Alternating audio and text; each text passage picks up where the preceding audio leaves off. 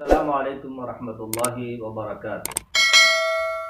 الحمدللہ رب العالمین والصلاة والسلام علی سید الانبیاء والمرسلین نبینا محمد وعلی آلہ وصحبہ اجمعین وبعد۔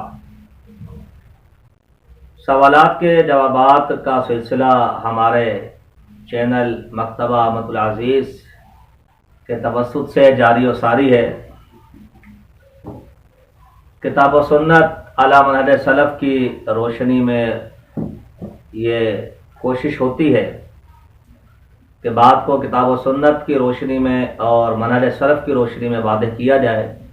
اگرچہ بسا اوقات حوالے بھرپور ذکر نہیں کیے جاتے، مگر یقیناً اس کے پیچھے کچھ نہ کچھ اہل علم کے فتاوی جات موجود ہوتے ہیں، یا منہج سلف ہوتا ہے، فہم سلف ہوتا ہے، یا وہ براہ راست کتاب و سنت سے اخذ شدہ چیز ہوتی ہے۔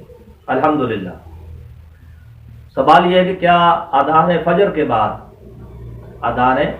بعد صبح صادق کے وقت اذان ہوئی صحیح ٹائم پر، اس کے بعد کیا تحیۃ الوضو پڑھ سکتے ہیں یا نہیں؟ دیکھیے، عام قاعدہ تو یہ ہے کہ اذان فجر کے بعد سوائے دو فجر کی سنتوں کے جو دنیا و ما فیہا سے بہتر ہے اور کچھ نہ پڑھا جائے۔ دلائل یہ کہتے ہیں، عام قاعدہ یہ۔ البتہ اگر ایک شخص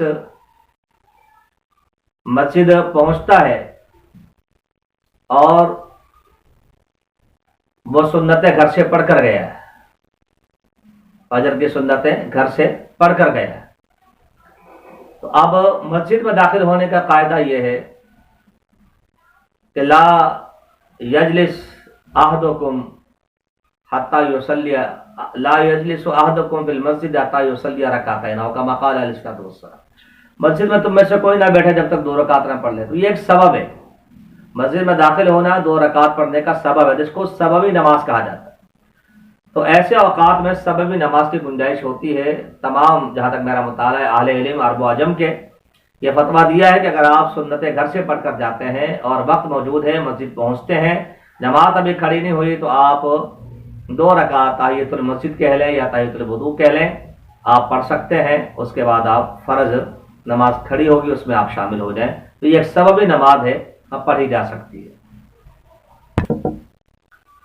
اب اگر اس میں سوال کا مطلب یہ ہے کہ جی خواتین کیا کریں، تو یاد رکھیے کہ جب وہ سنتیں انسان پڑھتا ہے نا، جیسے ایک شخص مسجد کے اندر ہی موجود ہے، اذان ہو گئی، تب اسے الگ سے تحیۃ الوضو پڑھنے کی ضرورت نہیں ہے، وہ سنتیں پڑھے گا، بات ختم ہو گئی۔ وہ تحیۃ الوضو تحیۃ المسجد اس سے ساقط ہو جائے گی، اس سے مطالبہ ہی نہیں ہوگا اس چیز کا۔